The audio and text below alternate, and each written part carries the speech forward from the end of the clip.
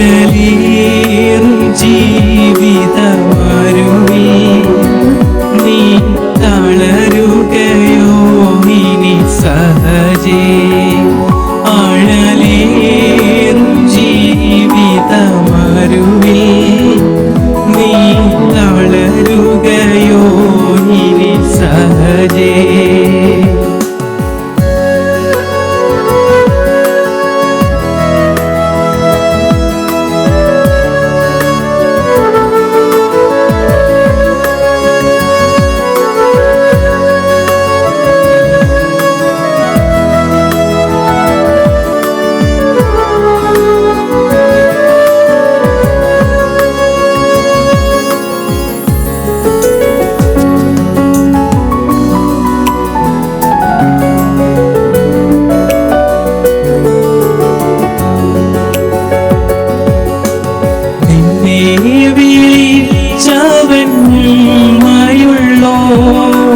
കണ്ണിൻ മണി പോലെ കാത്തിടുമേ അന്ത്യം വരെ വഴുതാതെയവൻ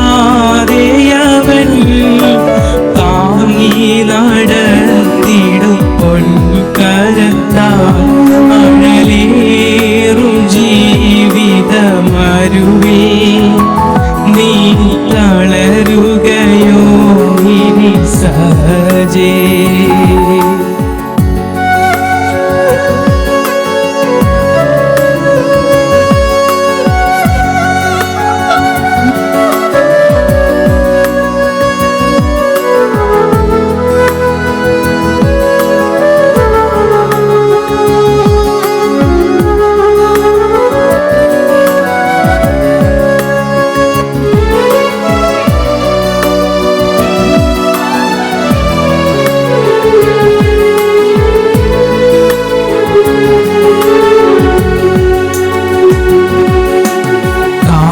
മൂകിലേറെ കരേറുകിലും കാണുന്നില്ലേ മഴവില്ലതിന്മേൽ. കരുതുക വേണ്ടതിൽ ഭീകരങ്ങൾ കെടുതികൾ തേവൻ കഴുകിടുമേ. അഴലേറും ജീവിതമരുവിൽ തളരുകയോ ഇനി സഹജേ.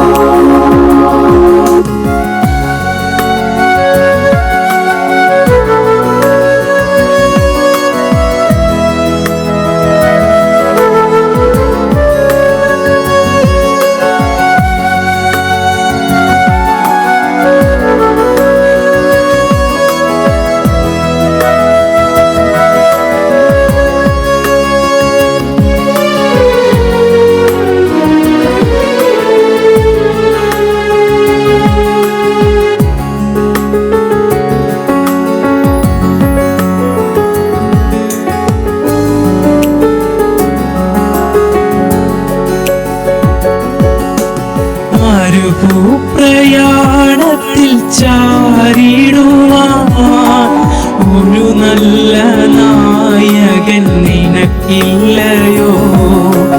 കരുതും നിനക്കവൻ വേണ്ടതെല്ലാം തളരാതെ യാത്ര തുടർന്നിടുക. അഴലേറും ജീവിതമരുവിൽ നീ തളരുകയോ ഇനി സഹജേ. അഴലേറും ജീവിതമരുവിൽ നീ തളരുകയോ ഇനി സഹജേ. ദൈവനാമത്തിന് മഹത്വം ഉണ്ടാകട്ടെ. ഈ സന്ധ്യാസമയത്ത് നാം വീണ്ടും ഇന്ന് കർത്തൃസന്നിധിയിൽ കൂടി വന്നിരിക്കുന്നത് ദൈവവചന പഠനത്തിനായിട്ടാണ്. മനുഷ്യനെ ദൈവം തൻ്റെ സാദൃശ്യത്തിലും സ്വരൂപത്തിലും സൃഷ്ടിച്ചു. അവൻ്റെ മൂക്കിൽ ജീവശ്വാസം ഊതി. അങ്ങനെ അവൻ ജീവനുള്ള ദേഹിയായി തീർന്നു. എന്നാൽ പാപനിമിത്തം ജീവൻ നഷ്ടപ്പെട്ടിട്ട് മനുഷ്യൻ മരണത്തിന് വിധേയനായി തീർന്നു എന്ന് നാം കാണുന്നു. ആയതിനാൽ നഷ്ടപ്പെടാത്ത ഒരു ജീവൻ മനുഷ്യന് ആവശ്യമാണ്. അതിന് ഒന്നാമത് പാപപരിഹാരമുണ്ടാകണം. അത് കർത്താവായ യേശുക്രിസ്തു മൂലമാണ് മനുഷ്യന് ലഭിക്കുന്നത്. അവൻ നിത്യജീവനായ ദൈവമാണ്. അവൻ സത്യദൈവവും നിത്യജീവനുമെന്ന് നാം വായിക്കുന്നുണ്ട്. ആ നിത്യജീവൻ മനുഷ്യന് നൽകുവാൻ വേണ്ടിയാണ് കർത്താവായ യേശുക്രിസ്തു ലോകത്തിലേക്ക് വന്നത്. അവൻ ലോകത്തിലായിരുന്നപ്പോൾ താൻ ആരാകുന്നു എന്ന് ജനത്തോട് പ്രസ്താവിച്ച ചില വാക്കുകൾ, അതവൻ്റെ അവകാശ പ്രഖ്യാപനങ്ങൾ എന്നുള്ള നിലയിലാണ് നാം അറിയപ്പെടുന്നത്.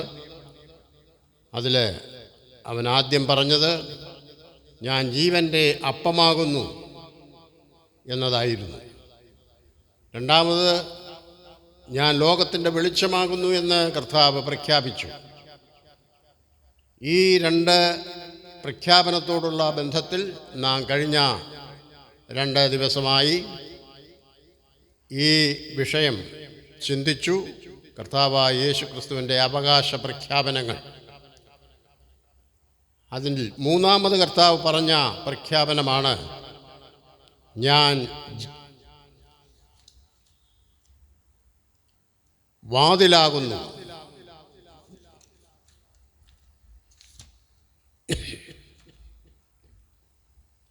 കർത്താവായ യേശുക്രിസ്തു താൻ ആരാകുന്നു എന്ന് പറഞ്ഞിട്ട് അതിനെക്കുറിച്ചുള്ള വിശദീകരണങ്ങൾ ജനത്തോട് അറിയിക്കുന്നത് നാം കാണുന്നുണ്ട്. ആ വാക്യം നാം യോഹന്നാൻ്റെ സുവിശേഷം 10-ാം അധ്യായം 9-ാം വാക്യത്തിൽ വായിക്കുന്നുണ്ട്. അവിടെ നാം വായിക്കുന്നത് ഞാൻ വാതിലാകുന്നു, എന്നിലൂടെ കടക്കുന്നവൻ രക്ഷപ്പെടും, അവൻ അകത്തു വരികയും പുറത്തു പോവുകയും മേച്ചിൽ കണ്ടെത്തുകയും ചെയ്യും.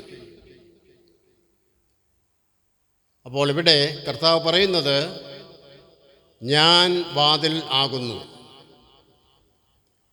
പരീശന്മാരും ശാസ്ത്രിമാരുമായിരിക്കുന്ന യഹൂദന്മാരുടെ ഇടയിലുള്ളവർ അവർ സാധാരണ പറയാറുണ്ട് ഞങ്ങൾ ഇടയന്മാരാണ് എന്ന്.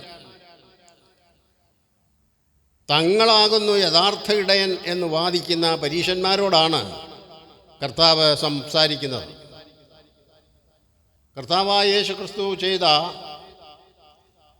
അവൻ പ്രസ്താവിച്ച ആദ്യത്തെ 2 അവകാശ പ്രഖ്യാപനങ്ങൾ, ഒന്നാമത് ഞാൻ ജീവൻ്റെ അപ്പമാകുന്നു, രണ്ടാമതവൻ പറഞ്ഞത് ഞാൻ ലോകത്തിൻ്റെ വെളിച്ചമാകുന്നു.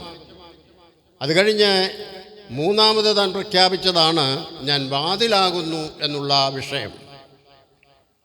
യോഹന്നാൻ 9-ാം അധ്യായത്തിൽ അവിടെ ഒരു പിറവിക്കുരുടനെ കർത്താവ് സൗഖ്യമാക്കി.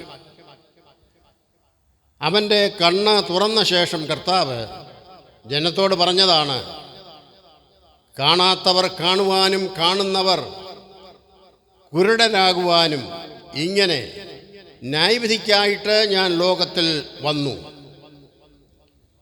ഇത് കേട്ടിട്ട് പരീശന്മാർ അവനോട് ചോദിച്ചത് ഞങ്ങളും കുരുടരോ എന്ന് ചോദിച്ചു. എന്ന് പറഞ്ഞാൽ അവർ ശാസ്ത്രിമാരാണ്, അവർ കാഴ്ചയുള്ളവരാണ് എന്നുള്ള ധാരണയിൽ ജനത്തിൻ്റെ മുമ്പിൽ നടക്കുന്നവരാണ്. അവരാണ് കർത്താവിനോട് ചോദിക്കുന്നത് ഞങ്ങളും കുരുടരോ. അതിന് യേശു അവരോട് പറഞ്ഞത് നിങ്ങൾ കുരുടരായിരുന്നു എങ്കിൽ നിങ്ങൾക്ക് പാപം ഇല്ലായിരുന്നു. എന്നാൽ ഞങ്ങൾ കാണുന്നു എന്ന് പറയുകൊണ്ട് നിങ്ങളുടെ പാപം ഇപ്പോഴും നിലനിൽക്കുന്നു എന്ന് പറഞ്ഞു. ഇത് യോഹന്നാൻ 9:39, 40-41 വാക്യങ്ങളിൽ കാണാം. ഞങ്ങളും കുരുടരോ എന്ന് പരീശന്മാർ ചോദിച്ചത് അവരുടെ ഭൗമികമായിരിക്കുന്ന അവസ്ഥയെ മാത്രം കണ്ടുകൊണ്ടാണ്. അവർക്ക് ആത്മീയമായിരിക്കുന്ന ഒരു കാഴ്ചപ്പാടില്ലാത്തവരാണ്.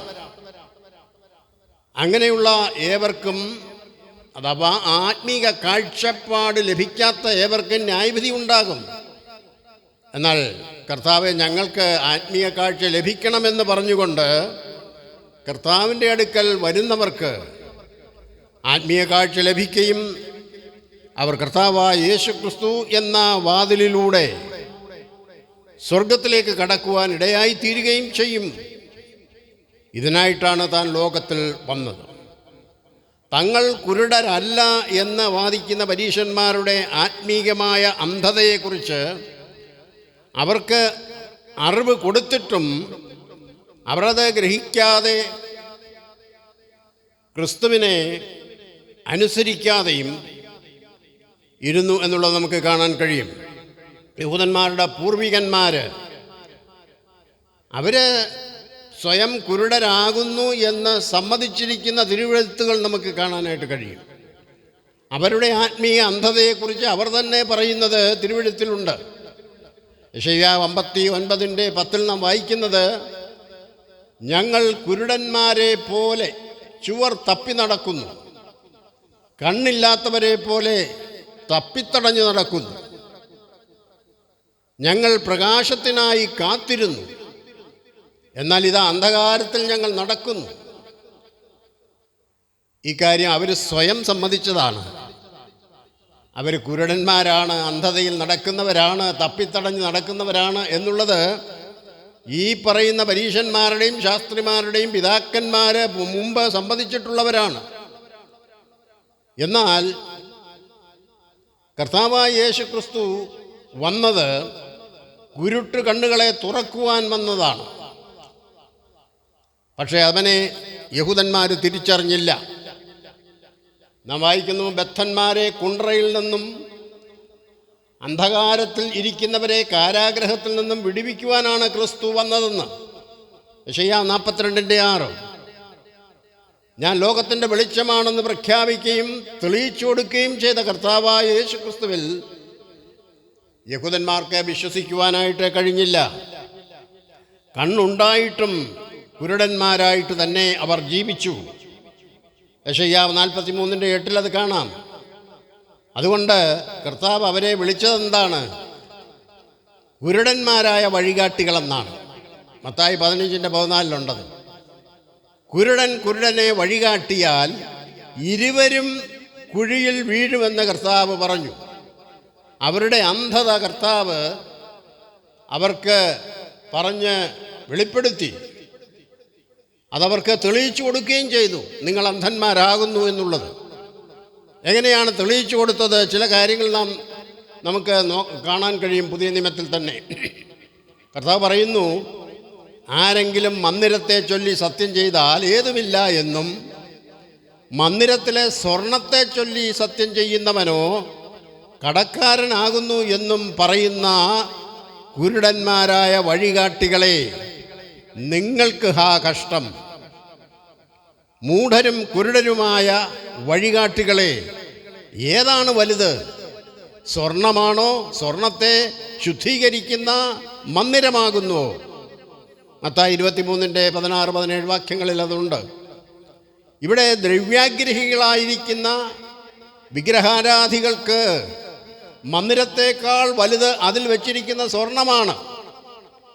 ആ സ്വർണം മന്ദിരത്തിലായിരിക്കുന്നത് കൊണ്ടാണ് അത് ശുദ്ധമായിരിക്കുന്നത് എന്നവരറിയുന്നില്ല.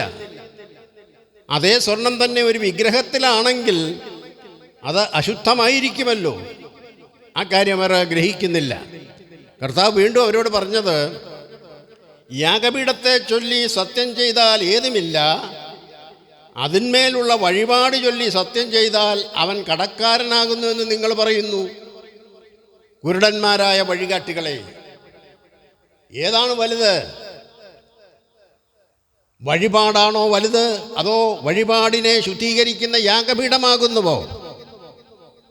സ്വർണത്തെ ചൊല്ലി സത്യം ചെയ്യുന്നവൻ ദൈവസിംഹാസനത്തെയും അല്ല, സ്വർണത്തെ ചൊല്ലി സത്യം ചെയ്താൽ തെറ്റാണെന്ന് പറയുന്ന യഹൂദന്മാരോട് കർത്താവ് പറയുകയാണ്, നിങ്ങൾ സ്വർഗത്തെ ചൊല്ലി സത്യം ചെയ്താൽ അങ്ങനെ ചെയ്യുന്നവൻ ദൈവത്തിൻ്റെ സിംഹാസനത്തെയും അതിൽ ഇരിക്കുന്നവനെയും ചൊല്ലി സത്യം ചെയ്യുന്നു. കപടഭക്തിക്കാരായ ശാസ്ത്രിമാരും പരീശന്മാരുമായുള്ളവരെ, നിങ്ങൾക്ക് കഷ്ടം. എന്താണ്? നിങ്ങൾ ചെറിയ കാര്യങ്ങളെ പിടിച്ച് വലിയ കാര്യങ്ങളെ ത്യജിച്ച് കളയുന്നവരാണ്. മത്തായി 23:22-23 അത് കാണാം. മൂന്നാമത് കർത്താവരോട് പറയുന്ന കുരുടന്മാരായ വഴികാട്ടികളെ, നിങ്ങൾ കൊതുകിനെ അരിച്ചെടുക്കുകയും ഒട്ടകത്തെ വിഴുങ്ങിക്കളയുകയും ചെയ്യുന്നു. കപടഭക്തിക്കാരായ ശാസ്ത്രിമാരും പരീശന്മാരുമായുള്ളവരെ, നിങ്ങൾക്ക് കഷ്ടം. നിങ്ങൾ കിണ്ണങ്ങളുടെ പുറം വെടിപ്പാക്കുന്നു, അകമോ കവർച്ചയും അതിക്രമവും നിറഞ്ഞിരിക്കുന്നു. കുരുടന്മാരായ പരീശന്മാരെ, കിണ്ണങ്ങളുടെ പുറം വെടിപ്പാക്കുന്നതിനു മുമ്പേ അവയുടെ അകം വെടിപ്പാക്കുക എന്നാണ് കർത്താവ് പഠിപ്പിച്ചത്. കർത്താവിൻ്റെ വാക്ക് കേൾക്കാതെ തങ്ങൾ കാഴ്ചയുള്ളവരാണ് എന്ന് അഭിമാനിക്കുന്ന പരീശന്മാരോടും ശാസ്ത്രിമാരോടും കർത്താവ് പറയുന്നത്, നിങ്ങൾക്ക് കഷ്ടം എന്ന് 8 പ്രാവശ്യം പറഞ്ഞ് അവരെ ശവക്കല്ലറകളെന്നും പാമ്പുകളെന്നും സർപ്പസന്തതികളെന്നും കർത്താവ് ശാസിച്ചു. കർത്താവായ യേശു ക്രിസ്തു അനേക കുരുടന്മാർക്ക് കാഴ്ച നൽകിയിട്ടും അവൻ ആരെന്ന് യഹൂദന്മാർ തിരിച്ചറിഞ്ഞില്ല. അവർക്ക് അവനിൽ വിശ്വസിക്കുവാനും കഴിഞ്ഞില്ല. തുടർന്ന് കർത്താവ് യഹൂദന്മാരോട് പറയുന്നത്, ആമേൻ ആമേൻ ഞാൻ നിങ്ങളോട് പറയുന്നു, ആട്ടിൻ തൊഴുത്തിൽ വാതിലിലൂടെ കടക്കാതെ വേറെ വഴിയായി കയറുന്നവൻ കള്ളനും കവർച്ചക്കാരനുമാകുന്നു. ഇവിടെ പറയുന്ന ആട്ടിൻ തൊഴുത്ത് അത് ഇസ്രായേൽ രാഷ്ട്രത്തെ ഉദ്ദേശിച്ച് പറയുന്നതാണ്. അതാണ് ആട്ടിൻ തൊഴുത്ത്. അവർ ദൈവത്തിൻ്റെ ആടുകളാണ് ഇസ്രായേൽ. അത് തിരുവെഴുത്തിൽ പറഞ്ഞിട്ടുണ്ട്. നാം വായിക്കുന്നുണ്ടല്ലോ, നാം അവൻ്റെ ജനവും അവൻ മേയ്ക്കുന്ന ആടുകളും തന്നെ എന്ന് ഇസ്രായേൽ പറയുന്നു. സങ്കീർത്തനം 100-3 വാക്യത്തിൽ.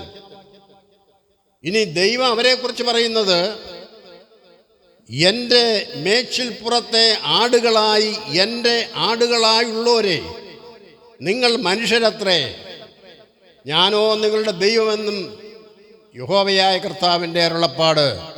യെഹെസ്കേൽ 34-31 വാക്യം. വീണ്ടും പറയുന്നത് നോക്കുക, യാക്കോബേ, ഞാൻ നിനക്കുള്ളവരെ ഒക്കെയും ചേർത്തുകൊള്ളും, ഇസ്രായേലിൽ ശേഷിപ്പുള്ളവരെ ഞാൻ ശേഖരിക്കും. തൊഴുത്തിലെ ആടുകളെപ്പോലെ മേച്ചിൽപ്പുറത്തെ ആട്ടിൻകൂട്ടത്തെ പോലെ ഞാൻ അവരെ ഒരുമിച്ച് കൂട്ടും. മീഖ 2:12. തൊഴുത്തിലെ ആട്ടിൻകൂട്ടത്തെ പോലെ ദൈവം ഇസ്രായേലിനെ കാണുന്നു. കർത്താവിടെ പറഞ്ഞ ആട്ടിൻ തൊഴുത്തിതാണ്. ഇസ്രായേൽ രാഷ്ട്രം അല്ലെങ്കിൽ ഇസ്രായേൽ എന്ന ജാതിയെ മുഴുവനും ഉദ്ദേശിച്ചുകൊണ്ട് പറഞ്ഞതാണ്. ഈ ആട്ടിൻ തൊഴുത്തിന് ഒരു വാതിലേ ഉള്ളൂ. ഈ വാതിലിലൂടെ കടക്കുന്നവനാണ് യഥാർത്ഥ ഇടയൻ. അല്ലാതെ മതിൽ ചാടിക്കടക്കുന്നവനോ അല്ല. അവൻ കവർച്ചക്കാരനും കള്ളനുമാകുന്നു എന്ന് കർത്താവ് പറഞ്ഞു. ആട്ടിൻതൊഴുത്തിൽ വാതിലിലൂടെ വരിക എന്ന് പറഞ്ഞാൽ എന്താണ്? തിരുവെഴുത്തുകളിൻ പ്രകാരം വരുന്നവനാണ് യഥാർത്ഥ ഇടയൻ. അതിനുള്ള അടയാളവും തിരുവെഴുത്തിൽ ദൈവം നൽകിയിട്ടുണ്ട്. ആരാണ് യഥാർത്ഥ ഇടയൻ എന്നുള്ളത് നാം വായിക്കുന്നുണ്ട്. അതുകൊണ്ട് അവർക്കൊരടയാളം കൊടുത്തു. കന്യ ഗർഭിണിയായ ഒരു മകനെ പ്രസവിക്കും, അവന് ഇമ്മാനുവേൽ എന്ന് പേർ വിളിക്കും. അവൻ ഇശായിയുടെ കുറ്റിയിൽ നിന്നും ദാവീദിൻ്റെ കുലത്തിൽ നിന്നും ജനിക്കും എന്നും പറഞ്ഞു. യെശയ്യാവ് 7:14 യെശയ്യാവ് 11:1 ഈ കാര്യങ്ങളൊക്കെ രേഖപ്പെടുത്തിയിട്ടുണ്ട്. അങ്ങനെ തക്ക സമയം വന്നപ്പോൾ ദൈവം ഗബ്രിയേൽ ദൂതനെ അയച്ചു. അവൻ മറിയയോട് പറഞ്ഞത്, നീ ഗർഭം ധരിച്ചൊരു മകനെ പ്രസവിക്കും, അവന് യേശു എന്ന് പേർ വിളിക്കണം. എബ്രായ ഭാഷയിൽ യഹോശുവ എന്നാണ്, അതിന് രക്ഷിതാവ് എന്നാണ് അർത്ഥം. എന്നിട്ട് പറഞ്ഞു, അവൻ വലിയവനാകും, മാത്രമല്ല അവൻ അത്യുന്നതൻ്റെ പുത്രൻ അഥവാ ദൈവപുത്രൻ എന്ന് വിളിക്കപ്പെടും. ലൂക്കോസ് 1:31. അനേകർ അവനെ ദൈവപുത്രൻ എന്ന് ഏറ്റു പറഞ്ഞിരുന്നു. അത് യഹൂദന്മാർ കേട്ടിട്ടുണ്ട്. ആരൊക്കെയാണ് അവനെ ദൈവപുത്രൻ എന്ന് പറഞ്ഞത് നമുക്കറിയാം. ഭൂതങ്ങൾ തന്നെ അവ ആരെ ബാധിച്ചിരിക്കുന്നുവോ അവരിൽ നിന്ന് വിട്ട് പോകുന്ന സന്ദർഭത്തിൽ കർത്താവായ യേശു ക്രിസ്തു അവയെ പുറത്താക്കുന്ന അവസരത്തിൽ നീ ദൈവപുത്രൻ എന്ന് പറഞ്ഞുകൊണ്ടാണ് അവരിൽ നിന്ന് പുറപ്പെട്ടു പോകുന്നത്. നീ ദൈവപുത്രനായ ക്രിസ്തു എന്ന് ഏറ്റുപറഞ്ഞുകൊണ്ടാണ്, മഹോന്നതനായ ക്രിസ്തു എന്ന് പറഞ്ഞുകൊണ്ടാണ് ആ ദുർഭൂതങ്ങളൊക്കെ അവരിൽ നിന്ന് സൗഖ്യമാകുന്നവരിൽ നിന്ന് വിട്ടുപോകുന്നത്. ആത്മാക്കൾ, ദുർഭൂതങ്ങൾ ഒക്കെ അവനെ തിരിച്ചറിഞ്ഞു. അത് പ്രസ്താവിക്കുകയും ചെയ്തു. അവൻ ദൈവപുത്രനാണെന്നുള്ള സാക്ഷ്യം ലോകത്തിൻ്റെ മുമ്പിൽ അങ്ങനെയും വെളിപ്പെട്ടു എന്ന് നാം കാണുന്നുണ്ട്. നഥനയേൽ കർത്താവിനെ കണ്ടിട്ട് പറയുന്നത്, നീ ദൈവപുത്രൻ, ഇസ്രായേലിൻ്റെ രാജാവ് തന്നെ എന്നാണ്. യോഹന്നാൻ 1:49. മറ്റ് ശിഷ്യന്മാരെ എന്താണ് പറഞ്ഞത്? നീ ദൈവപുത്രൻ എന്ന് പറഞ്ഞ് അവനെ നമസ്കരിച്ചു ശിഷ്യന്മാരെല്ലാം. പത്രോസ് പ്രത്യേകാൽ പറഞ്ഞു, നീ ജീവനുള്ള ദൈവത്തിൻ്റെ പുത്രനായ ക്രിസ്തു എന്ന്. ലാസറിൻ്റെ സഹോദരി മാർത്ത പറഞ്ഞു, ലോകത്തിൽ വരുവാനുള്ള ദൈവപുത്രനായ ക്രിസ്തു നീ തന്നെ എന്ന് ഞാൻ വിശ്വസിക്കുന്നു എന്ന്. യോഹന്നാൻ 11:27. താൻ ദൈവപുത്രനാണെന്ന് താൻ തന്നെ, കർത്താവ് തന്നെ സ്വയമായിട്ട് ജനത്തോട് പല പ്രാവശ്യം പ്രസ്താവിച്ചിട്ടുണ്ട്. ആണയിട്ട് ചോദിച്ച മഹാപുരോഹിതനോട് കർത്താവ് പറഞ്ഞത് എന്താണ്? മഹാപുരോഹിതൻ ചോദിച്ചു, ഞാൻ ആണയിട്ട് നിന്നോട് ചോദിക്കുന്നു, നീ ജീവനുള്ള ദൈവത്തിൻ്റെ പുത്രനായ ക്രിസ്തുവോ, വന്യനായ ദൈവത്തിൻ്റെ പുത്രനായ ക്രിസ്തുവാണോ നീ? അതിന് കർത്താവ് പറഞ്ഞു, ഞാനാകുന്നുവെന്ന്. ക്രൂശിച്ച ശതാധിപനും കൂടെ ഉണ്ടായിരുന്ന പടയാളികളും അവൻ്റെ മരണസമയത്ത് നടന്ന അത്ഭുതങ്ങളെ കണ്ടിട്ട് അവർ പറഞ്ഞു, അവൻ വാസ്തവമായിട്ട് ദൈവപുത്രനായിരുന്നു സത്യമെന്ന് പറഞ്ഞവരേറ്റവും ഭയപ്പെട്ടു എന്നാണ് നാം വായിക്കുന്നത്. ദൂതൻ മറിയോട് പറഞ്ഞതുപോലെ അവൻ അത്യുന്നതൻ്റെ പുത്രൻ എന്ന് വിളിക്കപ്പെട്ടു എന്ന് അവൻ്റെ പരസ്യ ശുശ്രൂഷാ കാലത്ത് നാം പലരിൽ നിന്നും കേട്ടതായിട്ട് തിരുവെഴുത്തിൽ രേഖപ്പെടുത്തിയിട്ടുണ്ട്. നീയോ ബെത്ലഹേം എഫ്രാത്തേ, നീ യഹൂദാശാസ്ത്രങ്ങളിൽ ചെറുതാണെങ്കിലും ഇസ്രായേലിൻ്റെ അധിപതിയായി ഇരിക്കേണ്ടുന്നവൻ നിന്നിൽ നിന്ന് തന്നെ ഉദ്ഭവിച്ചു വരും എന്നാണ് മീഖാ പ്രവാചകൻ പ്രവചിച്ചത്. മീഖാ 5:2. അവൻ യഹോവയുടെ ശക്തിയോടും തൻ്റെ ദൈവമായ യഹോവയുടെ നാമത്തിൻ്റെ മഹിമയോടും കൂടി ഇസ്രായേലിനെ മേയിക്കും എന്ന് മീഖാ പ്രവാചകൻ പറഞ്ഞു. മീഖാ 5:4. ഇങ്ങനെ യഥാർത്ഥ ഇടയൻ ആരാണെന്ന് തിരുവെഴുത്ത് വളരെ വ്യക്തമാക്കി തരുന്നുണ്ട്. അല്ലാത്തവരെല്ലാം കള്ളന്മാരും കവർച്ചക്കാരുമാകുന്നു. യഥാർത്ഥ ഇടയൻ പ്രവേശിക്കുന്നത് അതിൻ്റെ വാതിൽ കൂടിയാണ് എന്ന് കർത്താവ് പറഞ്ഞു. അത് ആ വാതിൽ കാവൽക്കാരൻ അവന് തുറന്നു കൊടുക്കുന്നു. ആടുകൾ അവൻ്റെ ശബ്ദം കേൾക്കുന്നു. തൻ്റെ ആടുകളെ അവൻ പേർ ചൊല്ലി വിളിച്ച് അവയെ പുറത്ത് കൊണ്ടുപോകുന്നു. ആരാണ് വാതിൽ കാവൽക്കാരൻ എന്നിവിടെ പറഞ്ഞിരിക്കുന്നത്? തുറന്നു കൊടുക്കുന്ന വാതിൽ കാവൽക്കാരൻ അത് ദൈവത്തിൻ്റെ പരിശുദ്ധാത്മാവ് തന്നെ. മനുഷ്യഹൃദയങ്ങളിൽ ക്രിസ്തുവിനെ സ്വീകരിക്കുവാൻ ഇടയാക്കുന്നത് ദൈവത്തിൻ്റെ പരിശുദ്ധാത്മാവാണ്. യഹൂദ തൊഴുത്തിൽ നിന്നും കർത്താവ് ചിലരെ പേർ ചൊല്ലി വിളിച്ചു. അപ്പോസ്തലന്മാരെ എല്ലാം വിളിച്ചത് അങ്ങനെയാണ്. ആടുകളെ അവൻ പേർ ചൊല്ലി വിളിക്കുന്നു. ആടുകൾ അവൻ്റെ ശബ്ദം കേൾക്കുന്നു. മദലക്കാരത്തെ മറിയെ കർത്താവ് ഉയർത്തെഴുന്നേറ്റ ശേഷം അവന് ആ തോട്ടത്തിൽ അവനെ കർത്താവിനെ എവിടെ കൊണ്ടുപോയി, അവനെ എവിടെ വെച്ചു എന്നുള്ള ചിന്തയിൽ നിൽക്കുമ്പോൾ കർത്താവ് അവൾ അറിയാതെ അവളുടെ പുറകിൽ നിന്ന് കർത്താവ് വിളിക്കുകയാണ്, മറിയേ. ആ ശബ്ദം കേട്ടപ്പോൾ ആ വിളിയുടെ ശബ്ദം അവൾ തിരിച്ചറിഞ്ഞു. അതാണ് എൻ്റെ ആടുകൾ എൻ്റെ ശബ്ദം കേൾക്കുന്നു. അവർ ആ ശബ്ദം തിരിച്ചറിയുന്നു. അവൾ പറഞ്ഞു റബ്ബൂനി അഥവാ ഗുരു എന്ന് പറഞ്ഞു. അപ്പോൾ അങ്ങനെ തിരിച്ചറിയുന്നത് അവൻ്റെ ആടുകൾക്ക് മാത്രമേ കഴിയുകയുള്ളൂ. മറ്റ് ഒരു അവസരത്തിൽ കർത്താവിൻ്റെ 7 ശിഷ്യന്മാർ മീൻ പിടിപ്പാനായിട്ട് തിബരിയാസ് കടൽക്കരയിൽ പോയി. അവരെ കടലിൽ മീൻ പിടിക്കാൻ പോയി. രാത്രി ഇരുട്ടുള്ളപ്പോൾ, അതായത് നേരം വെളുക്കാറായപ്പോൾ കരയിൽ നിന്നൊരു ശബ്ദം അവർ കേട്ടു. കുഞ്ഞുങ്ങളെ എന്നുള്ള ശബ്ദമായിരുന്നു. കുഞ്ഞുങ്ങളെ കൂട്ടുവാൻ വല്ലതുമുണ്ടോ? അപ്പോൾ യോഹന്നാൻ പത്രോസിനോട് പറഞ്ഞു, അത് കർത്താവാകുന്നു. അവൻ്റെ ശബ്ദം അവർ തിരിച്ചറിഞ്ഞു. ഇവിടെ വായിക്കുന്നത് അന്യന്മാരുടെ ശബ്ദം കേട്ട് അവ പൊയ്ക്കളയുന്നു. കാഴ്ച ലഭിച്ച പിറവിക്കുരുടനെ സംബന്ധിച്ചത് നോക്കുമ്പോൾ അവൻ അന്യന്മാരുടെ ശബ്ദം കേട്ട് ഓടിപ്പൊയ്ക്കളഞ്ഞു. ശാസ്ത്രിമാരും പരീശന്മാരും അന്യരാണെന്ന് ഗ്രഹിച്ച ശിഷ്യന്മാരാകട്ടെ അവരെ ന്യായാധിപസംഘത്തോട് ചോദിക്കുന്നതാണ്, ദൈവത്തെക്കാളധികം നിങ്ങളെ മാനിക്കുന്നത് ദൈവമുമ്പാകെ ന്യായമോ, അനുസരിക്കുന്നത് ന്യായമോ എന്ന് വിധിപ്പീനെന്ന് ശിഷ്യന്മാർ ന്യായാധിപസംഘത്തോട് ചോദിക്കുന്നത് നാം കാണുന്നുണ്ട്. അപ്പോസ്തലപ്രവൃത്തി 4:10. യേശു പിന്നെയും അവരോട് പറഞ്ഞത്, ആമേൻ ആമേൻ ഞാൻ നിങ്ങളോട് പറയുന്നു, ആടുകളുടെ വാതിൽ ഞാനാകുന്നു. അതായത് യൂദായിസത്തിൽ നിന്നും പുറത്തു വന്നിട്ടുള്ള ആടുകളുടെ വാതിൽ ഞാനാകുന്നു എന്നാണ് കർത്താവ് പറഞ്ഞത്.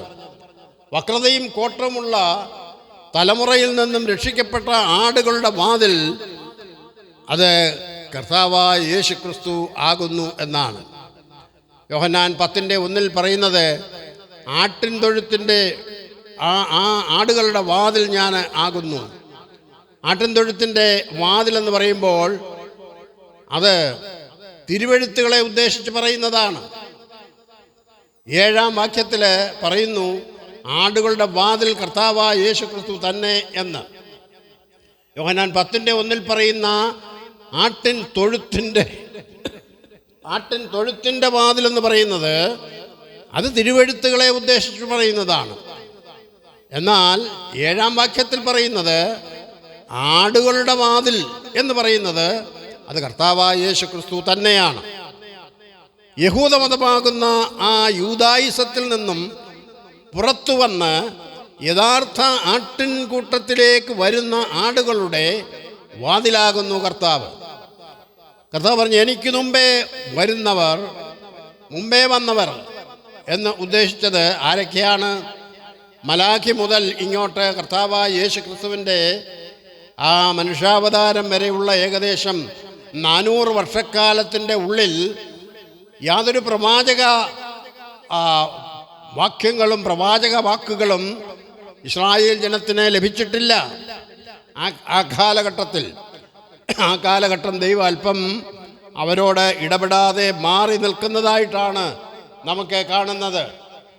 ദൈവം അല്പം മാറി നിന്ന അവസരം, ദൈവജനത്തിൻ്റെ ഇടയിൽ സംഭവിച്ച അനിഷ്ട സംഭവങ്ങൾ അത് നമ്മെ ഭയപ്പെടുത്തുന്നതാണ്. മോശ ഒരിക്കൽ 40 ദിവസം പാളയത്തിൽ ഉണ്ടായിരുന്നില്ല. അവൻ പർവ്വതത്തിലേക്ക് കയറിപ്പോയി. ആ 40 ദിവസവും ദൈവത്തിൽ നിന്നുള്ള അരുളപ്പാടുകളൊന്നും ജനത്തിന് ലഭിച്ചിരുന്നില്ല. കാരണം മോശ പർവ്വതത്തിൻ്റെ മുകളിലാണ്. മോശയെ കാണാഞ്ഞിട്ട് അരുളപ്പാടുകളൊന്നും ലഭിക്കാതിരുന്നപ്പോൾ ജനം ഒരു കാളക്കുട്ടിയെ ഉണ്ടാക്കി അതിനെ ആരാധിക്കുകയും അത് അവരെ മിശ്രയിൽ നിന്നും പുറപ്പെടുവിച്ച് കൊണ്ടുവന്ന ദൈവമാണെന്ന് അവരെ പ്രസ്താവിക്കുകയും ചെയ്തു. ആ 40 ദിവസം അവരുടെ മുമ്പിൽ മോശയെ കാണാതെ വന്നപ്പോൾ, മോശയിൽ നിന്ന് എന്തെങ്കിലും ഒരു അരുളപ്പാടുകൾ ലഭിക്കാതെ വന്നപ്പോൾ 40 ദിവസം കൊണ്ട് ഇസ്രായേൽ ജനം തെറ്റിപ്പോയി. അവർ യഥാർത്ഥ ദൈവത്തെ വിട്ട് കാളക്കുട്ടിയിലേക്ക് തിരിഞ്ഞതായിട്ട് നാം കാണുന്നു. അങ്ങനെയെങ്കിൽ കഴിഞ്ഞ മേൽപ്പറഞ്ഞ 400 വർഷക്കാലം മലാഖി മുതൽ ക്രിസ്തു വരെയുള്ള ആ കാലഘട്ടം ഇസ്രായേൽ മക്കൾ പ്രവാചകന്മാർ ഇല്ലാതിരുന്ന ആ കാലത്ത് ദൈവം എവിടെ എന്ന് പറഞ്ഞുകൊണ്ട് അന്യജാതിക്കാരുമായിട്ട് അവർ വിവാഹബന്ധത്തിൽ ഏർപ്പെടുകയും അന്യജാതിക്കാരായിരിക്കുന്ന ഭാര്യമാരെയും പുത്രിമാരുടെയും കാതിലെ കുണുക്കുകൾ അഥവാ അവർ പറയുന്നത് കേട്ട് അവരുടെ അന്യദേവന്മാരെ സേവിക്കുന്ന വിധത്തിൽ അന്യമത സമ്പ്രദായങ്ങൾ യഹൂദ മതവുമായി കൂട്ടിക്കുഴച്ച് വാർത്തെടുത്ത യഹൂദ സമ്പ്രദായങ്ങൾ അതാണ് കർത്താവ് വരുമ്പോൾ കണ്ടത്. ആ യഹൂദ സമ്പ്രദായങ്ങളായ കാളക്കുട്ടിയായിരുന്നു അന്ന് അവരുടെ ഇടയിലെ ദൈവം. BC 520 മഹാപുരോഹിതനായിരുന്ന യോശുവയും ഗവർണറായിരുന്ന സെരുബ്ബാബേലിൻ്റെയും കാലത്ത് ഹഗ്ഗായിയും സക്കരയാവും ദൈവത്തിൻ്റെ അരുളപ്പാടുകൾ ഇസ്രായേലിനെ അറിയിച്ചു കൊണ്ടിരുന്നു.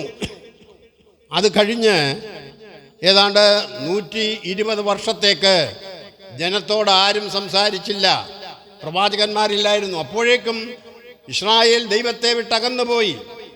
ഈ അവസാനമായിട്ട് ദൈവം ഒരു പ്രാവശ്യം കൂടി ഇസ്രായേൽ ജനത്തോട് മലാഖി പ്രവാചകനിൽ കൂടി സംസാരിക്കുന്നത് നമുക്ക് കാണാൻ കഴിയും.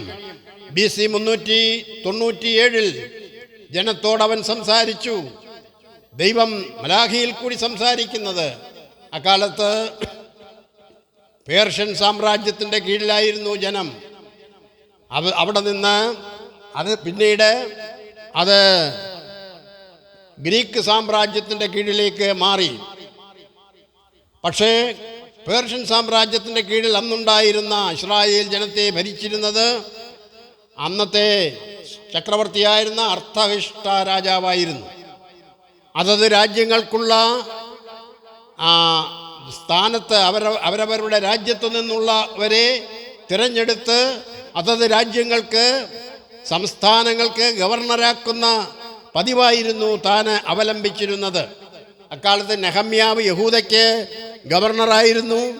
അതുപോലെ തന്നെ യഹൂദയ്ക്ക് തെക്കുണ്ടായിരുന്ന അമോന്യരുടെ ഗവർണറായ തോബിയാസിനെ കുറിച്ച് നാം വായിക്കുന്നു.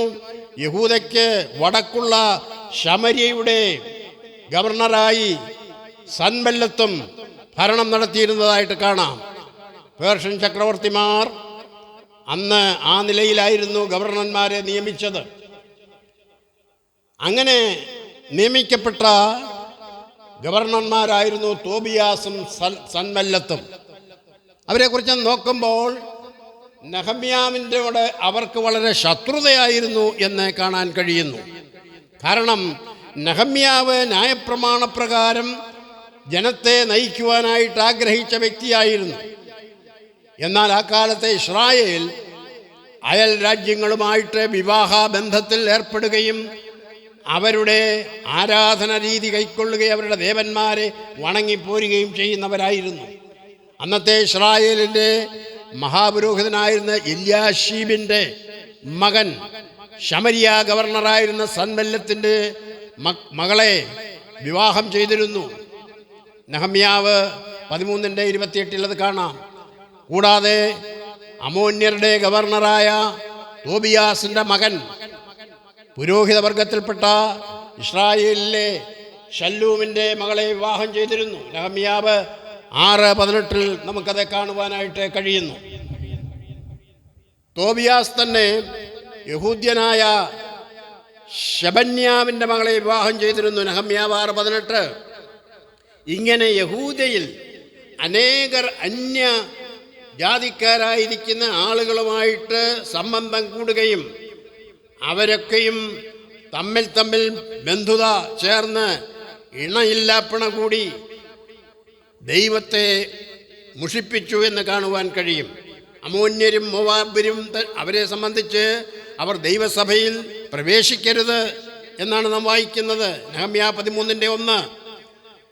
അങ്ങനെയുള്ള നിയമലംഘികളായിട്ടവർ തീർന്നു എന്ന് മാത്രമല്ല, മഹാപുരോഹിതൻ്റെ ബന്ധുവായ അമോന്യനായ തോബിയാസ് യെരുശലേമിൽ വരുമ്പോൾ അവന് താമസിക്കുവാൻ മഹാപുരോഹിതൻ അന്ന് ദേവാലയത്തിൽ അവന് വേണ്ടി ഒരു പ്രത്യേക അറയുണ്ടാക്കി കൊടുത്തതായിട്ട് നാം വായിക്കുന്നുണ്ട്. നെഹമ്യാവ് വന്നിട്ട് അവൻ്റെ സാമാനങ്ങൾ അവൻ്റെ കിടക്കയും മറ്റും എടുത്ത് പുറത്ത് എറിഞ്ഞു കളഞ്ഞിട്ട് ദേവാലയം ശുദ്ധീകരിച്ചതിനെക്കുറിച്ച് നെഹമ്യാ 13 നാം വായിക്കുന്നു. അതായിരുന്നു അന്നത്തെ ജാതികളും യഹൂദന്മാരും തമ്മിലുള്ള ബന്ധം. മലാഖിയുടെ കാലത്ത് ദൈവം ഇസ്രായേലിനോട് ചോദിക്കുന്നു, എന്നോടുള്ള നിങ്ങളുടെ ബഹുമാനം എവിടെ? നിങ്ങളുടെ ഭക്തി എവിടെ? നിങ്ങൾ എൻ്റെ നാമം തുച്ഛീകരിച്ചിരിക്കുന്നു. എൻ്റെ യാഗപീഠത്തിന്മേൽ നിങ്ങൾ വെറുതെ തീ കത്തിക്കാതെ ആരെങ്കിലും വാതിൽ അടച്ചു കളഞ്ഞാൽ കൊള്ളായിരുന്നു എന്ന് ദൈവം പറയുന്നു. മലാഖി 1:10 അത് കാണാം. നിങ്ങളുടെ കയ്യിൽ നിന്ന് ഞാൻ വഴിപാട് കൈക്കൊള്ളുകയില്ല. ഇന്ന് പല സഭകളിലും വെറുതെ തീ കത്തിക്കൽ മാത്രമേ ഉള്ളൂ. യാഗം അഥവാ ആരാധനയില്ല. ദൈവം അത് കൈക്കൊള്ളുന്നില്ല. മലാഖിയുടെ കാലത്തെ പോലെ പുതിയ നിയമകാലത്തും ഈ ലവോദിക്ക കാലയളവിൽ വാതിൽ അടഞ്ഞു കിടക്കുകയാണ്. ആ അവസ്ഥയിലാണ്. കർത്താവിനെ വാതിലിന് പുറത്ത് നിർത്തിയിരിക്കുകയാണ്. കർത്താവിനോടുള്ള ഭക്തിയും ബഹുമാനവും ഇല്ലാതെ വെറും കൈകൊട്ടിക്കളിയും ആട്ടവും പാട്ടും മാത്രം ശേഷിച്ചിരിക്കുകയാണ്. വെറുതെ തീ കത്തിക്കുക മാത്രമാണ് ചെയ്യുന്നത്. ലവോദിക്കരോട് ചോദിക്കുന്നു, കുരുടരും നഗ്നരുമായി തീർന്നിരിക്കുന്ന അവരെ, നീ ശീതവാനുമല്ല ഉഷ്ണവാനുമല്ല, ആകയാൽ ഞാൻ എൻ്റെ വായിൽ നിന്ന് നിന്നെ ഉമണ്ണുകളയുമെന്നാണ്. നമ്മുടെ ദൈവം ദഹിപ്പിക്കുന്ന അഗ്നി എന്ന നാം വായിക്കുന്നുണ്ടല്ലോ. പഴയ നിയമത്തിൽ അന്യാഗ്നി കത്തിച്ച പലരും മരിച്ചു പോയതായിട്ട് കാണാൻ കഴിയും. അത് നാം ഭയത്തോടെ ഓർക്കേണ്ടതാണ്. അഹരോന്യപുത്രന്മാരായ നാദാബും അബീഹുവും അവരെ അന്യാഗ്നി കത്തിച്ച് ദൈവസന്നിധിയിൽ മരിച്ചുപോയ ചരിത്രം നമുക്ക് കാണുവാൻ കഴിയും. നമുക്കിതെല്ലാം ദൃഷ്ടാന്തത്തിനായിട്ടും ബുദ്ധി ഉപദേശത്തിനായിട്ടും തിരുവെഴുത്തിൽ എഴുതിയിരിക്കുന്നതാണെന്ന് 1 കൊരിന്ത്യർ 10:11 നാം വായിക്കുന്നുണ്ട്. ഇങ്ങനെ നിഴലുകളായ പഴയ നിയമ കൽപ്പനകൾ ലംഘിച്ചവർക്ക് ഇത്ര കഠിനമേറിയ ശിക്ഷ ലഭിച്ചു എങ്കിൽ പൊരുളായിരിക്കുന്ന പുതിയ നിയമ കൽപ്പനകളെ ലംഘിക്കുന്നവർക്ക് അവരെ എത്രമാത്രം ശിക്ഷാർഹരായിരിക്കും എന്ന് നമുക്ക് ഊഹിക്കാവുന്നതാണ്.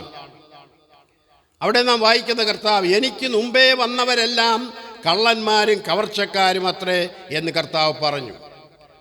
അവര് യഹൂദന്മാരുടെ ഇടയിലെ മതനേതാക്കന്മാരായിരുന്നു. എനിക്ക് മുമ്പേ വന്നവരെന്ന് കർത്താവ് പറഞ്ഞത്.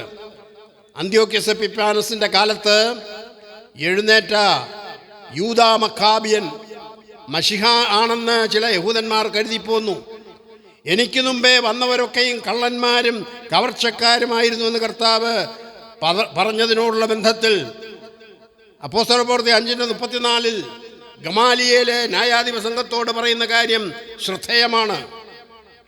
അവിടെ ക്രിസ്തുവിന് ചില വർഷങ്ങൾക്ക് മുമ്പേ തദാസ് എന്ന ഒരുവൻ താൻ മശിഹ എന്ന് പറഞ്ഞുകൊണ്ട് ജനത്തെ തെറ്റിച്ചു കളഞ്ഞത് ആ കാര്യം പറയുന്നുണ്ട്.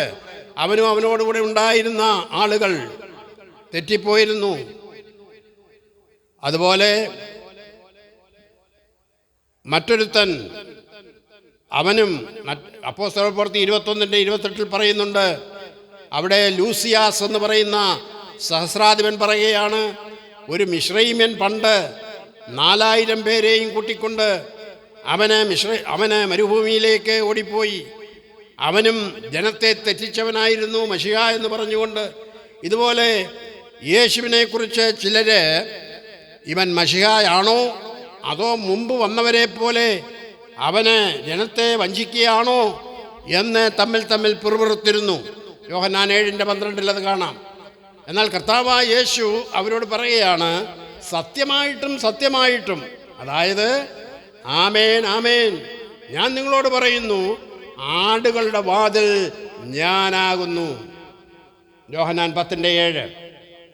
എന്നിട്ട് പറഞ്ഞത്, എന്നിലൂടെ കടക്കുന്നവൻ അവൻ രക്ഷപ്പെടും. ഞാൻ വാതിലാകുന്നു. ക്രിസ്തീയത്വം ഒരു വിശ്വാസ പ്രമാണമോ അല്ലെങ്കിൽ ഒരു മതമോ അല്ല. പിന്നെയോ അതൊരു വ്യക്തിയാണ്. അതൊരു വ്യക്തിയിന്മേൽ അധിഷ്ഠിതമാണ്. അത് കർത്താവായ യേശു ക്രിസ്തുവാണ്. എന്നിലൂടെ കടക്കുന്നവൻ രക്ഷപ്രാപിക്കും.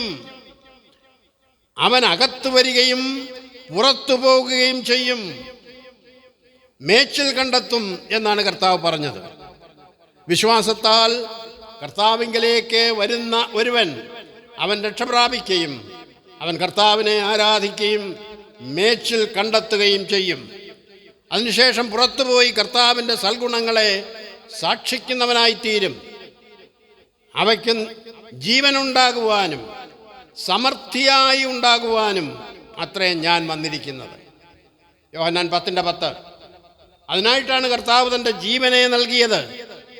സമൃദ്ധിയായ ജീവൻ അഥവാ നിത്യജീവൻ. ഞാൻ അവയ്ക്ക് നിത്യജീവൻ കൊടുക്കുന്നു, അവ ഒരു നാളും നശിച്ചു പോകുകയില്ല. പഴയ നിയമ സാദൃശ്യങ്ങൾ പലതും യേശുക്രിസ്തു ഏകവാതിലാകുന്നു എന്ന സത്യത്തെ വെളിപ്പെടുത്തുന്നതാണ്. ഉദാഹരണമായി നോഹയുടെ പെട്ടകത്തിന് അതിന് ഏകവാതിൽ മാത്രമേ ഉണ്ടായിരുന്നുള്ളൂ. അത് കാണിക്കുന്നത് ന്യായവിധിയിൽ നിന്നും രക്ഷപ്പെടുവാനുള്ള ഏകവാതിൽ കർത്താവായ യേശുക്രിസ്തു ആകുന്നു എന്നുള്ളതാണ്. ക്രിസ്തുവിൽ ഉള്ളവർക്കൊരു ശിക്ഷാപതിയുമില്ല എന്ന് നാം വായിക്കുന്നു റോമൻ 8:1. 16 യാത്രാമധ്യേ യാക്കോബ് ഒരു സ്വപ്നം കണ്ടു. സ്വർഗം വരെ എത്തുന്ന ഒരു ഗോവേണി. എന്നിട്ട് അവിടെ വെച്ച് അവൻ ആ സ്വപ്നം കണ്ടെടുത്ത് അവിടെ അതിനെക്കുറിച്ച് യാക്കോബ് പറയുന്നത് ഇതാണ്: ഇത് സ്വർഗത്തിൻ്റെ വാതിൽ തന്നെ എന്നാണ് എഴുതിയിരിക്കുന്നത്. ഉൽപ്പത്തി 28:17. സ്വർഗത്തിലേക്കുള്ള പ്രവേശനവും സകല നന്മയുടെയും അനുഗ്രഹത്തിൻ്റെയും വാതിലാകുന്നത് യേശുക്രിസ്തുവാണ്. ഇസ്രായേൽ മക്കൾ മിസ്രയീമിൽ വെച്ച് സംഹാരദൂതനിൽ നിന്നും രക്ഷ പ്രാപിച്ച, രക്തം തളിച്ച ആ വാതിൽ അത് ക്രിസ്തുവിനെ കാണിക്കുകയാണ്. പ്രാകാരത്തിന് ഒരേ ഒരു വാതിൽ മാത്രമേ ഉള്ളൂ. അത് സദാ തുറന്നു കിടക്കുന്ന വാതിലാണ്. ആ വാതില് യേശുക്രിസ്തുവിനെ കാണിക്കുന്നു. ആ വാതിൽക്കലാണ് യാഗപീഠം വെച്ചിരിക്കുന്നത്. നിരന്തര ഹോമയാഗം നടക്കുന്നത് അവിടെയാണ്. തലമുറയായി കഴിക്കേണ്ടത് അവിടെയാണ്. യഹോവയ്ക്ക് സൗരഭ്യവാസനയായ ആരാധന കഴിപ്പാനായിട്ട് ജനം കൂടാരവാതിൽക്കൽ വരണം. ഈ കൂടാരവാതിൽ ക്രിസ്തുവിനെ കാണിക്കുന്നതാണ്. ഈ കൂടാരവാതിൽ നീലനൂൽ, ധൂമ്രനൂൽ, ചുവപ്പ് നൂൽ, പഞ്ഞിനൂൽ എന്നിവയാൽ നെയ്ത് ഇട്ടിരുന്നതാണ്. ഇത് യഥാക്രമം കാണിക്കുന്നത് കർത്താവായ യേശുക്രിസ്തുവിൻ്റെ ദൈവത്വം, രാജത്വം, മനുഷ്യത്വം, അവൻ്റെ പൗരോഹിത്യം അഥവാ അവൻ്റെ വിശുദ്ധി എന്നിവയെ വെളിപ്പെടുത്തുന്നു. ഞാൻ വാതിലാകുന്നു എന്ന് പ്രഖ്യാപിച്ച യേശുക്രിസ്തുവിൻ്റെ നിഴലായ ഹോമയാഗപീഠം അത് പ്രാകാരവാതുക്കലാണ് വെച്ചിരിക്കുന്നത്. കോരഹൂത്രന്മാര് അത് കണ്ടിട്ട് അവരുടെ ഹൃദയം വാഞ്ചിച്ചു പോയി. യഹോവയെ ആരാധിപ്പാൻ ജനം കൂടാരവാതുക്കൽ വരണമെന്നാണ് നിയമം. ക്രിസ്തുവിനെ കൂടാതെ ആരാധനയില്ല. ഈ കൂടാരവാതിൽ വിട്ട് അഭിഷക്തന്മാർ അഥവാ അഭിഷേക തൈലം ഇരിക്കുന്ന പുരോഹിതന്മാർ ആ വാതിൽ വിട്ട് പുറത്തു പോകരുതെന്നാണ് നിയമം. പുരോഹിതന്മാരെ അഭിഷേകം ചെയ്യേണ്ടതും ഈ കൂടാരവാതിൽക്കൽ വെച്ച് തന്നെയാണ്. അപ്പോൾ ആരാധനയും അനുഗ്രഹത്തിനായിട്ട് ജനം കൂടി വരേണ്ടത് അവർക്കത് ലഭിക്കുന്നതും കൂടാരവാതിൽക്കൽ വെച്ചാണ്. ലേവ്യ 8:3-4 വാക്യങ്ങളിൽ അവിടെ കാണുവാനായിട്ട് കഴിയും. സകലവിധ യാഗവും കൊണ്ട് വരേണ്ടത് സമാഗമന കൂടാരവാതിൽക്കലാകുന്നു. ദൈവം സംസാരിക്കുമ്പോൾ മേഘം കൂടാരവാതിൽക്കൽ താണു വന്ന് നിൽക്കും.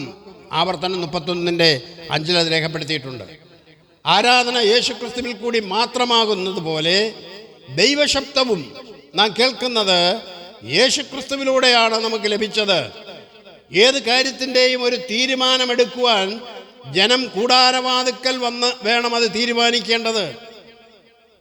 അത് യോശുവ 19:5 നാം വായിക്കുന്നുണ്ട്. കർത്താവായ യേശുക്രിസ്തുവിനെ സാക്ഷിയാക്കി ഞാൻ വാതിലാകുന്നു എന്ന് പറഞ്ഞ് അവൻ്റെ സന്നദ്ധിയിൽ വേണം വിശ്വാസികൾ ഏത് തീരുമാനവും എടുക്കേണ്ടത്. ഞാൻ വാതിലാകുന്നു. ഇസ്രായേലിന് 6 സങ്കേത നഗരങ്ങൾ ഉള്ളതായിട്ട് നാം വായിക്കുന്നുണ്ട്. ആ വാതിൽ സദാ തുറന്നു കിടക്കും. ഓടി വരുന്ന അഭയാർത്ഥിക്ക് അത് സങ്കേതമാണ്. ഞാൻ വാതിലാകുന്നു എന്ന് കർത്താവ് പറഞ്ഞു. യഹോവയുടെ വാതിൽ ഇത് തന്നെ, നീതിമാന്മാർ അതിൽ കൂടി കടക്കും. സങ്കീർത്തനം 118:20. യേശുക്രിസ്തു നീതിയുടെ വാതിലാണെന്ന് നാം അറിയുന്നു. അവിടുത്തെ വാക്യം നാം ഇങ്ങനെയാണ്: മനുഷ്യനിൽ ആശ്രയിക്കുന്നതിനേക്കാൾ യഹോവയിൽ ആശ്രയിക്കുന്നത് നല്ലത്. പ്രഭുക്കന്മാരിൽ ആശ്രയിക്കുന്നതിനേക്കാൾ യഹോവയിൽ ആശ്രയിക്കുന്നത് നല്ലത്. ഈ വാക്യം പറഞ്ഞ ശേഷം അടുത്ത വാക്യമാണ്: യഹോവയുടെ വാതിൽ ഇതുതന്നെ, ഞാൻ വാതിൽ ആകുന്നു എന്ന് കർത്താവ് പറഞ്ഞു. മണവാളൻ വന്നു, അവനായി ഒരുങ്ങിയിരുന്നവർ കല്യാണത്തിന് ആ കല്യാണ വിരുന്നിൽ പ്രവേശിച്ചു. അത് കഴിഞ്ഞ് വാതിൽ അടയ്ക്കുകയും ചെയ്തു എന്ന് നാം വായിക്കുന്നുണ്ട്. ഇത് ക്രിസ്തുവിൻ്റെ മഹത്വ പ്രത്യക്ഷതയും സഹസ്രാബ്ദത്തിലേക്കുള്ള പ്രവേശനവുമാണെന്ന് കാണിക്കുന്നു. പിന്നീട് വെളിപ്പാട് പുസ്തകത്തിലേക്ക് വരുമ്പോൾ സ്വർഗത്തിലൊരു വാതിൽ തുറന്നു വച്ചിരിക്കുന്ന യോഹന്നാൻ കണ്ടു. പല വാതിലില്ല. സ്വർഗത്തിലേക്ക് പ്രവേശിക്കുവാൻ ഒരേ ഒരു വാതിൽ മാത്രമേ ഉള്ളൂ. ആ നിത്യജീവന്റെ വാതിൽ കർത്താവായ യേശു ക്രിസ്തു മാത്രമാണ്. ആ ഏകവാതിലിലൂടെ കടക്കുന്നവൻ രക്ഷിക്കപ്പെടും, രക്ഷ പ്രാപിക്കും എന്നാണ് നാം കാണുന്നത്.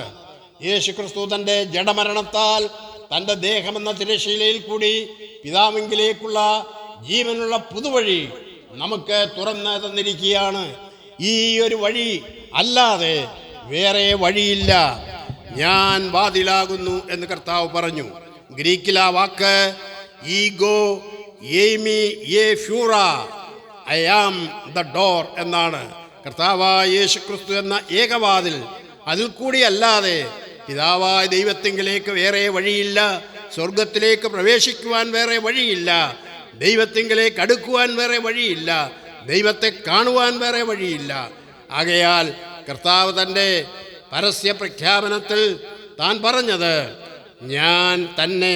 ഞാൻ വാതിലാകുന്നു എന്നാണ്. കർത്താവ് വാതിലാകുന്നു, അത് ഏകവാതിലാണ്. ഇത് സംബന്ധിച്ച് ഞാനൊരു പാട്ടെഴുതിയിട്ടുള്ളതിൻ്റെ അതിലെ അടികളിങ്ങനെയാണ്: നിത്യജീവവാതിലാകുമൻ രക്ഷിതാവെനിക്കൂ, മൃത്യുഭീതി നീക്കിടും നഹോ. നിത്യജീവവാതിലാകുമൻ രക്ഷിതാവെനിക്കൂ, മൃത്യുഭീതി നീക്കിടും നഹോ. ഏകവാതിലം നിന്നിലുടനി ഏവർക്കും തുറന്നിടും നിൻ കൃപ. ഏകവാതിലം നിന്നിലുടനി ഏവർക്കും തുറന്നിടും നിൻ കൃപ. ഏകും നീതിയ പൂകിടുമതിൽ ഏവം നീതിമാനേവനും സദാ. സത്യദൈവം നിത്യജീവനാം കർത്തനേശുനാമം സ്തുത്യമാത്ര നിത്യകാലവും. കർത്താവായ യേശു ക്രിസ്തു പ്രഖ്യാപിച്ചത് ഞാൻ വാതിലാകുന്നു, എന്നിലൂടെ പ്രവേശിക്കുന്നവൻ രക്ഷ പ്രാപിക്കും.